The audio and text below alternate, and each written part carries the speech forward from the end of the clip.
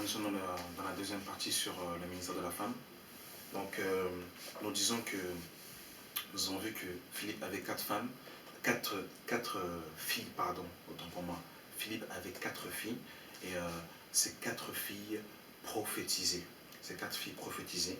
Et dans 1 Corinthiens 11, à partir du verset 5, il est écrit: toute femme au contraire qui prie ou qui prophétise la tête non voilée, déshonorant de son chef, c'est comme si elle était rasée. Donc nous voyons qu'une sœur dans l'Assemblée des Saints peut prier et prophétiser. Elle peut prier et prophétiser. Donc voilà. Donc on ne va pas interdire et museler une sœur. Et nous sommes justement dans 1 Corinthiens 14. À partir du verset 26, il est écrit: que faire donc, frères, lorsque vous vous assemblez? Les uns ou les autres parmi vous ont-ils un cantique, une instruction, une révélation, une langue, une interprétation? Que tout se fasse pour l'édification. Donc nous voyons que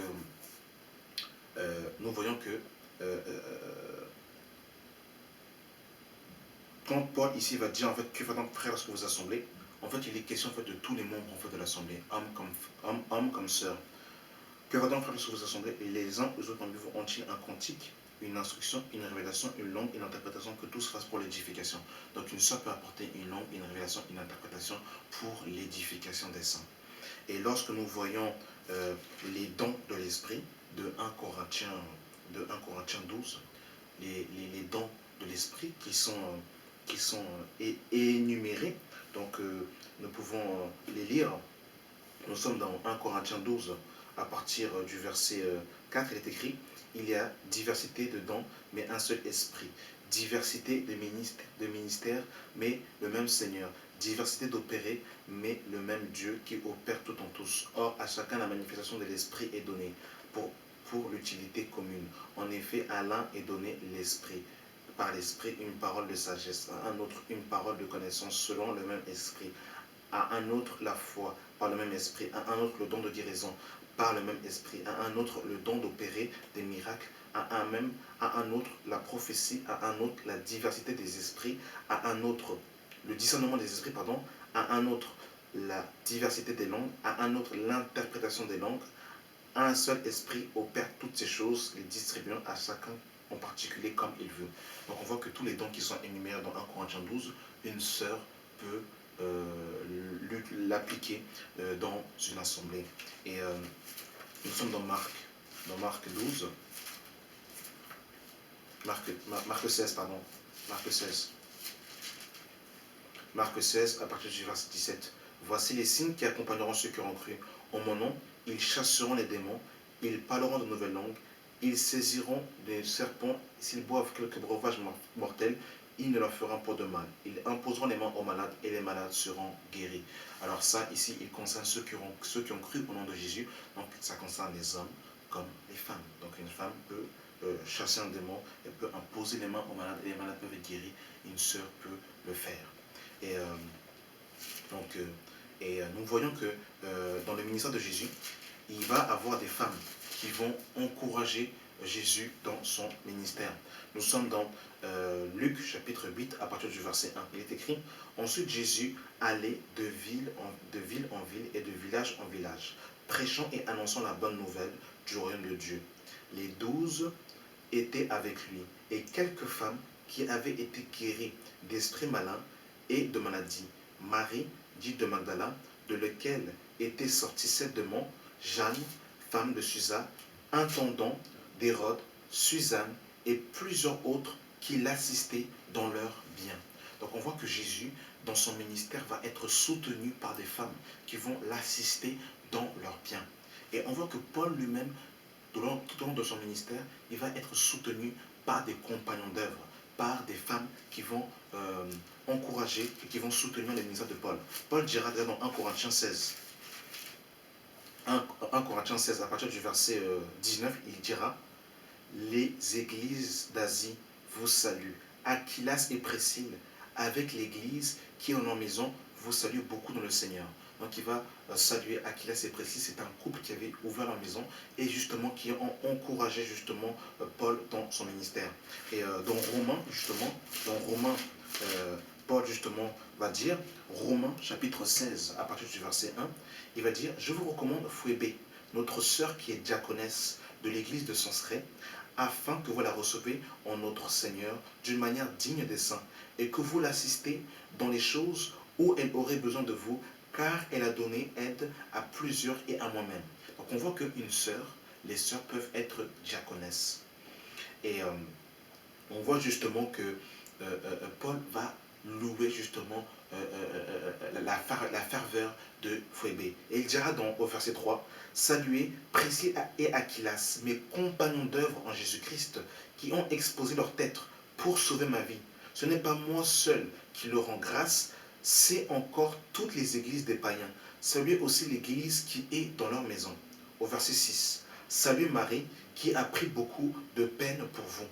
Verset 12. Saluez Tryphène et Tryphose qui travaillent pour le Seigneur. Saluez Préside, la bien-aimée, qui a beaucoup travaillé pour le Seigneur. Saluez Rufus, l'élu du Seigneur, et sa mère qui est aussi la mienne. Donc on voit que justement Paul va encourager il va justement encourager ses sœurs qui vont justement l'assister, qui vont l'aider dans son ministère. Donc en fait, on voit qu'une sœur peut être compagnon d'œuvre, elle peut assister les frères. Et on voit que des sœurs ont assisté Jésus dans son ministère.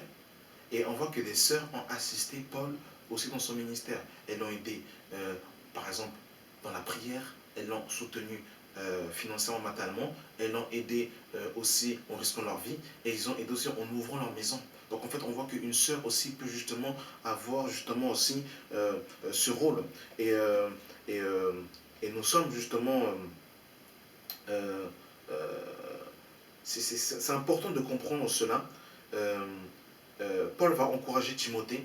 Nous sommes dans 2 Timothée chapitre 1 à partir du verset 3. Je rends grâce à Dieu que mes ancêtres ont servi et que je sers avec une conscience pure, et de ce que nuit et jour je me souvienne continuellement de toi dans mes prières, me rappelant tes larmes et désirant te voir afin d'être rempli de joie, gardant le souvenir de la foi sincère qui est en toi, qui habite d'abord à ton aigle Loïc et de ta mère Éniche, et qui, j'en suis persuadé, habite aussi en toi. Et, et en fait, Timothée va recevoir de sa grand-mère et de sa mère la foi hébraïque. Parce que le père de Timothée était grec et la mère de Timothée était juive. Et la grand-mère et la mère de Timothée ont justement transmis la loi mosaïque, la loi de Moïse à Timothée. Et c'est ce que justement Paul va aussi faire, il va relater, il va dire, je sais que ceux qu'ils ont transmis sont en toi. Donc en fait, on voit que aussi, justement, la mère de Timothée a transmis justement à son fils le goût de la prière, le goût de la lecture, la foi au Dieu d'Abraham, d'Isaac et de Jacob. Donc une sœur peut justement transmettre à ses enfants le goût de la prière, le goût de la méditation, le goût du chant, le goût de l'adoration, de la crainte de Dieu. Parce qu'on voit que justement, c'est ce que la mère de Timothée a fait avec son fils. Et nous sommes dans Luc, justement.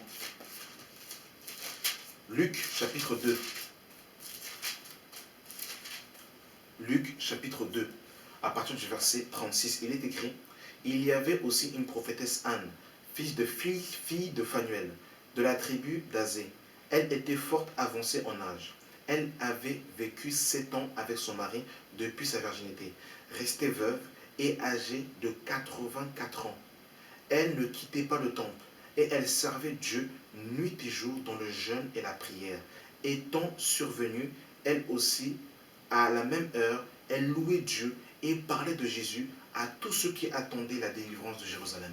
Donc en fait, on voit que Anne était prophétesse et elle était dans le temple. Elle passait nuit et jour son temps dans le jeûne et dans la prière. Et elle annonçait la venue de Jésus. Et bien évidemment, comme nous l'avons vu dans la vidéo précédente, le ministère de la femme est un ministère caché, de discrétion. Elle était dans le jeûne et la prière. La Bible ne nous dit pas que Anne, dans le temple, enseignait, posait la doctrine. Surtout, à ce moment, nous étions encore sur le temps de la loi, il y avait des scribes et des pharisiens, ils n'auraient nullement permis à Anne d'enseigner dans le temple. Et ici, quand il est question de prophétesse, ce n'est pas les prophètes dont il est question dans Éphésiens chapitre 4, le verset 11. Les ministères de Éphésiens chapitre 4, verset 11, qui sont apôtres, prophètes, docteurs, pasteurs, évangélistes, sont 5 ministères d'autorité qui sont réservés exclusivement à des hommes. Et ici, elle était prophétesse, mais elle n'était pas prophétesse je dirais en fait, dans l'âge de la grâce et dans l'âge de l'Église. C'est-à-dire qu'elle prophétise, c'est-à-dire en fait, elle parlait de Dieu, elle annonçait les oracles de Dieu, elle annonçait Christ, mais elle n'enseignait pas, elle ne posait pas la doctrine. La Bible nous dit qu'elle passait son temps dans le jeûne et la prière. Et elle parlait de Christ. Donc en fait, on voit qu'une sœur peut annoncer Christ et on ne peut pas empêcher à une sœur d'annoncer le Christ. Nous sommes dans Jean chapitre 4, à partir du verset 21. La femme lui dit, Seigneur, crois-moi, l'heure vient où elle est déjà venue, où ce sera ni sur cette montagne, ni à Jérusalem que vous adorez le Père. Vous adorez ce que vous ne connaissez pas. Nous adorons ce que nous connaissons, car le salut vient des Juifs. Mais l'heure vient, et elle est déjà venue, où les vrais adorateurs adoreront le Père en esprit et en vérité. Car ce sont là les adorateurs que le Père demande. Dieu est esprit, et il faut que ceux qui l'adorent en esprit et en vérité. La femme dit, je sais que le Messie doit venir, celui qu'on appelle le Christ. Quand il sera venu, il nous annoncera toutes ces choses. Jésus lui dit, je le suis, moi qui te parle. Là-dessus arriva ses disciples, qui furent étonnés de ce qu'il parlait avec une femme. Toutefois, aucun ne dit que demandes-tu ou pourquoi lui parles-tu. Alors la femme, ayant laissé sa cruche, s'en alla dans la ville et dit aux gens, venez voir un homme qui m'a dit tout ce que j'ai fait. Ne serait-ce point le Christ? Ils sortirent de la ville et ils vinrent auprès de lui. Nous sommes au verset 39 de Jean 4. Plusieurs Samaritains de cette ville crurent en Jésus à cause de cette déclaration formelle de la femme. Il m'a dit tout ce que j'ai fait. Aussi, quand les Samaritains vinrent le trouver, ils le prièrent de rester auprès d'eux. Et il resta là 2 jours. Beaucoup plus grand nombre crurent à cause de la parole. Ils dirent à la femme, ce n'est plus à cause de ce que tu as dit que nous croyons, car nous l'avons entendu nous-mêmes et nous savons qu'il est le Christ, le Sauveur du monde. Donc on voit que la femme samaritaine, sur la déclaration et sur sa rencontre avec le Seigneur Jésus-Christ, va aller annoncer Christ, elle va parler de Jésus-Christ aux Samaritains. Et les Samaritains vont croire en Jésus-Christ sous les déclarations de la femme samaritaine. Donc en fait, on voit encore qu'elle va annoncer Christ. Donc on ne peut pas empêcher justement à une sœur d'évangéliser, de parler de Jésus. Et nous sommes dans Luc 24, à partir du verset 1. Le premier jour de la semaine, elles se rendirent au sépulcre de grand matin, portant les aromates qu'elles avaient préparés, et quelques personnes les accompagnaient. Elles trouvèrent que la pierre était roulée de devant le sépulcre, et étant entrées, elles ne trouvèrent pas le corps du Seigneur Jésus. Comme elles ne savaient que penser de cela, voici 2 hommes leur apparurent, en habits resplendissants. Saisies de frayeur, elles baissèrent leur visage contre terre. Mais il leur dit, pourquoi cherchez-vous parmi les morts celui qui est vivant? Il n'est point ici, mais il est ressuscité. Souvenez-vous de la manière dont il vous a parlé, lorsqu'il était encore en Galilée, et qu'il dit, il faut que le Fils de l'homme soit livré entre les mains des pécheurs, qu'il soit crucifié et qu'il ressuscite le 3e jour. Elles se souvenirent des paroles de Jésus. À leur retour du sépulcre, elles annoncèrent toutes ces choses aux 12 et à tous les autres. Celles qui dirent ces choses aux apôtres étaient Marie de Magdala, Jeanne, Marie mère de Jacques et les autres qui étaient avec elle. Elles tinrent ces discours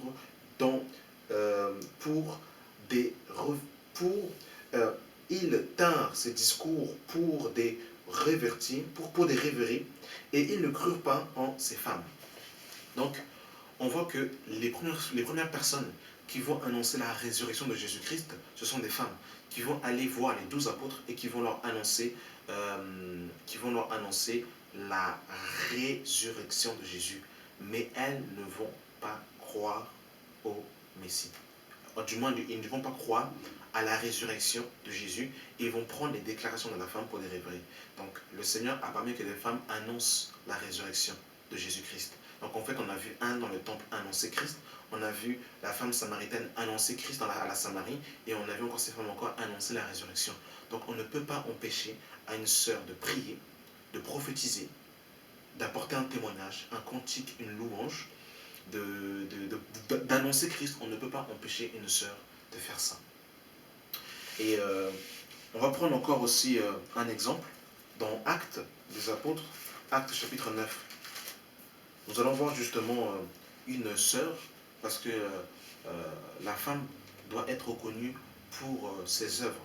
La femme, selon Dieu, doit être reconnue pour ses œuvres. Quand Abraham va envoyer son serviteur pour aller chercher une femme à son fils Isaac, il va demander cette prière, il va faire une prière que Dieu pouvait lui donner un signe. Et quand il va voir Rebecca, Rebecca va puiser de l'eau au puits et elle va donner de l'eau au chameau et au serviteur d'Abraham. Et sur cet acte, le serviteur d'Abraham va la choisir pour être la femme d'Isaac. Et on voit qu'elle a été remarquée pour ses bonnes œuvres. Et nous sommes dans Actes chapitre 9, à partir du verset 36, il est écrit: il y avait à Joppé, parmi les disciples, une femme nommée Tabitha, en ce qui signifie Dorcas. Elle faisait beaucoup de bonnes œuvres et d'aumônes. Elle tomba malade en ce jour-là et mourut. Après l'avoir lavée, on la déposa dans une chambre haute, comme Lyde et près de Joppé. Les disciples, ayant appris que Pierre s'y trouvait, envoyèrent 2 hommes vers lui pour le prier de venir chez eux sans tarder. Pierre se leva et partit avec ces hommes. Lorsqu'il fut arrivé, on le conduit dans la chambre haute. Toutes les veuves l'entouraient et pleuraient. Il lui montrait les tuniques et les vêtements que faisait Dorcas pendant qu'elle était avec elle. Pierre fit sortir tout le monde, se mit à genoux et pria. Puis il se tourna vers le corps et dit: Tabitha, lève-toi. Elle ouvrit les yeux et ayant vu Pierre, elle s'assit. Il lui donna la main et la fit lever. Il appela ensuite les saints, les veuves, et les présenta et la présenta vivante. Cela fut connu de toute Joppé, et beaucoup crurent au Seigneur. Pierre demeura quelque temps à Joppé chez eux, chez un couronneur nommé Simon. Donc on voit que Tabitha va être reconnue pour ses bonnes œuvres. Tabitha était une femme vertueuse, une femme justement qui avait justement qui faisait des bonnes œuvres, et ce sont ces bonnes œuvres qui ont fait parler d'elle, et ces bonnes œuvres ont parlé d'elle, et justement ça l'a ramenée à la résurrection. Donc on voit que une femme selon Dieu, elle est douce, paisible, un esprit doux et paisible. Elle ne cherche pas à être vue par l'apparence extérieure. Elle est discrète, elle peut prier, prophétiser, elle peut apporter un cantique nouveau, une révélation, une instruction, un témoignage. Elle peut exhorter, elle peut prophétiser, elle peut encourager, elle peut consoler, tout en restant dans le registre de la femme vertueuse, de la femme douce et paisible, qui ne cherche pas à prendre autorité, comme nous l'avons vu dans la vidéo précédente de Jézabel, de l'esprit de Jézabel, prendre autorité, prendre des directions, dominer et enseigner. On voit qu'elle reste à sa place et elle reste à sa mesure, à sa stature. Et nous voyons, bien aimés dans le Seigneur, que dans l'église de Dieu, dans l'église de Jésus-Christ, à partir de Acte 2, on ne va pas voir de femmes, apôtres, docteurs, pasteurs, évangélistes, prophètes dans l'église de Dieu. Mais on va voir plutôt des sœurs qui vont avoir des ministères, autrement dit des services, qui sera dans l'hospitalité, qui sera dans soutenir les frères dans le jeûne, la prière, soutenir financièrement, matériellement, soutenir dans un point de vue moral. On va voir que beaucoup de sœurs vont être utilisées par ça, mais on ne voit pas de sœurs justement enseigner, poser la doctrine. On ne voit pas de femmes, par exemple, être comme Paul, aller de ville en ville, confronter les faux prophètes, confronter les loups ravisseurs et justement poser la doctrine. Parce que ça, c'est un exemple d'autorité qui est réservé exclusivement à des hommes. Mais là, on voit que la position de la femme est une femme, elle est derrière l'homme, derrière son mari, elle est cachée, elle est réservée, elle est pieuse, elle est sobre. Et C'est ça que les sœurs doivent comprendre. Nous sommes dans 1 Timothée, chapitre 2. 1 Timothée, chapitre 2.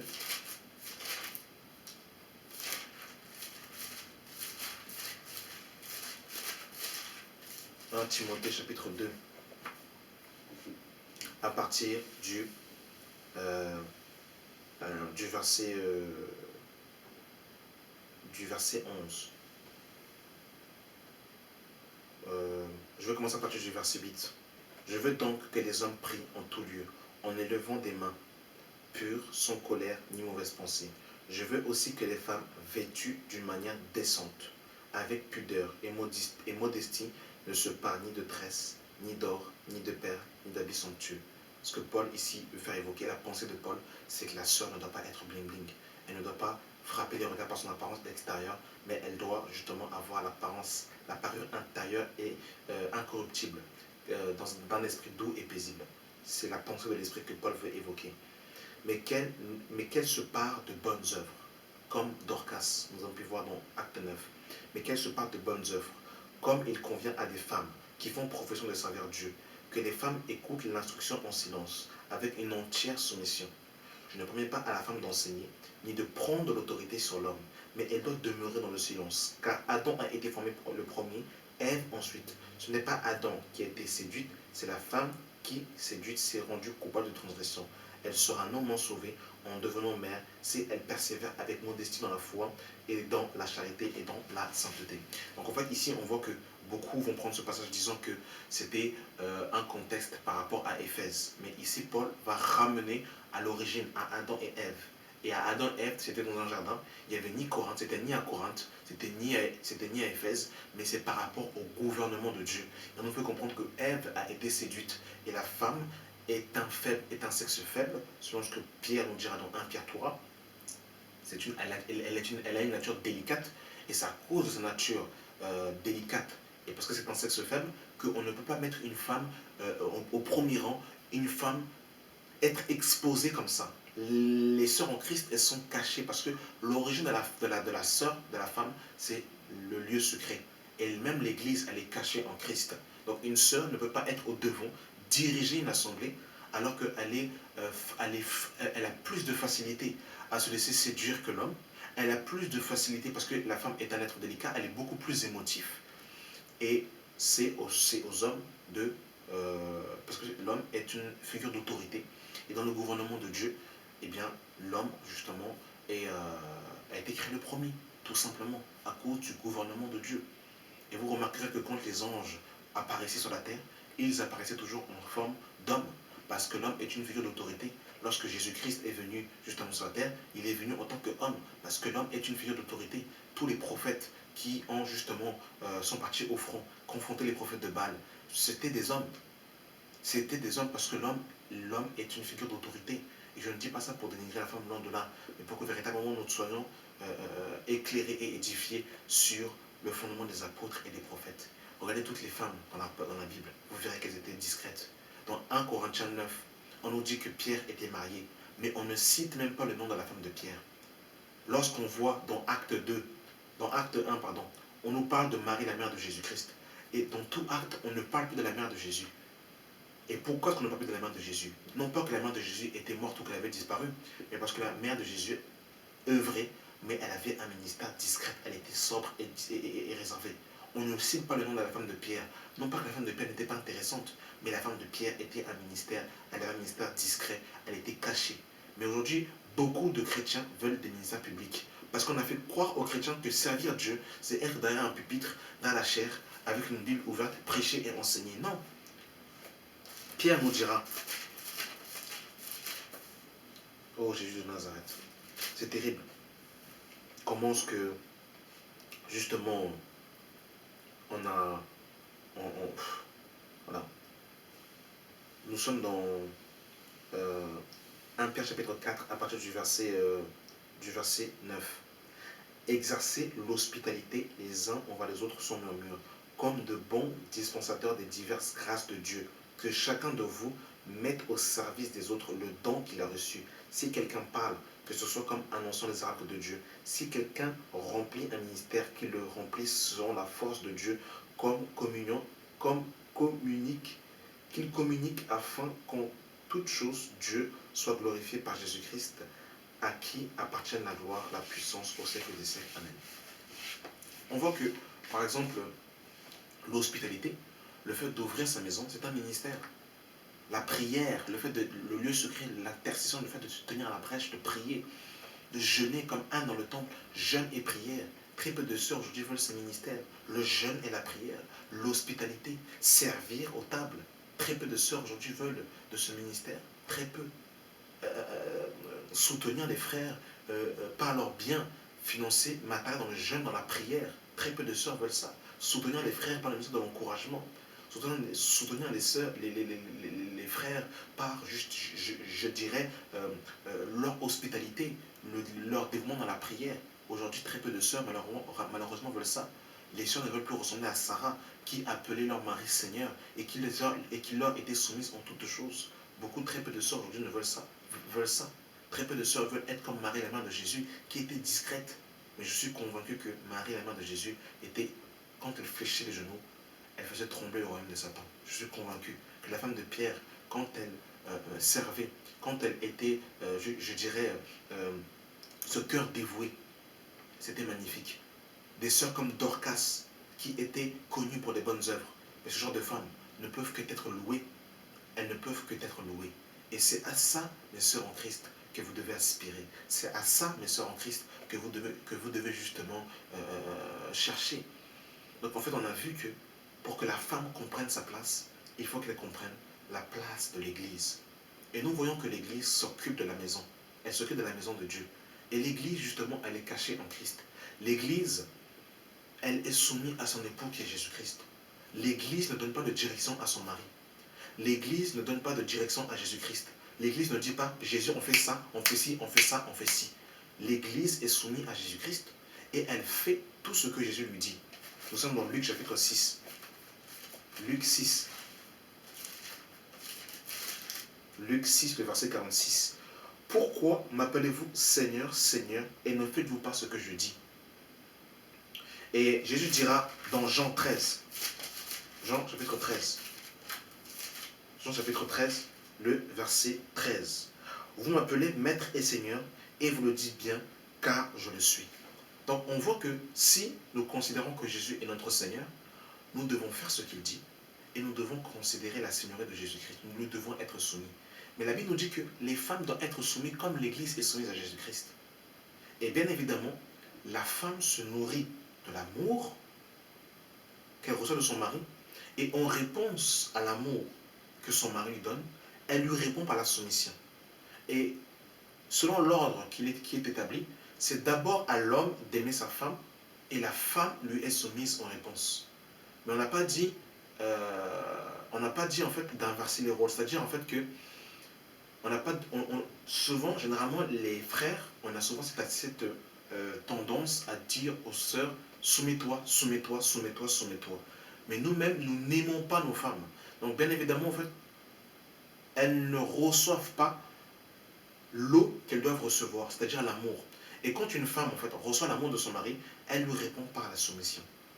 Mais malgré, je vais dire une chose qui va peut-être scandaliser quelqu'un.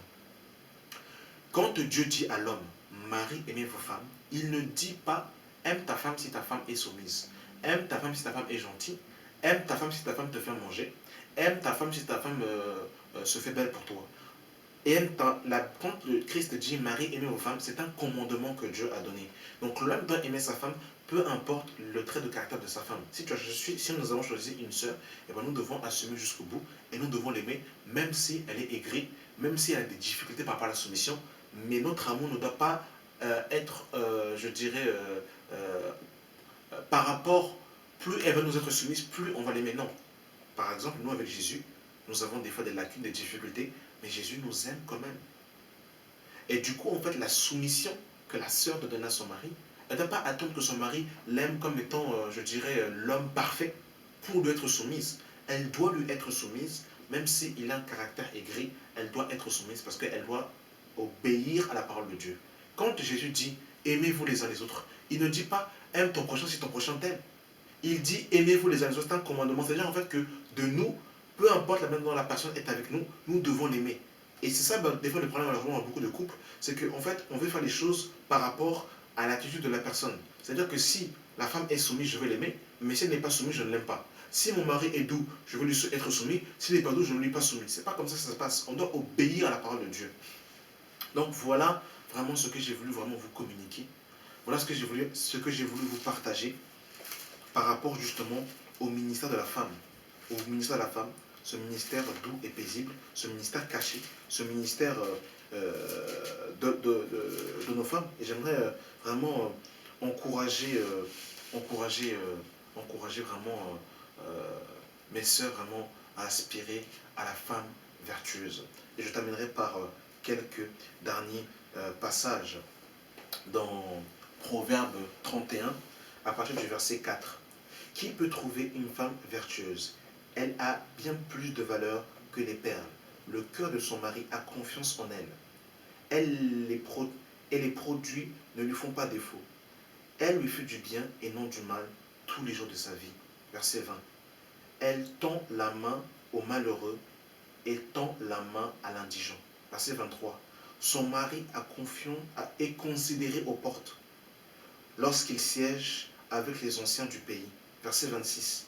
Elle ouvre la bouche avec sagesse et des instructions aimables sont sur sa langue. Elle veille sur ce qui, elle veille sur ce qui se passe dans sa maison.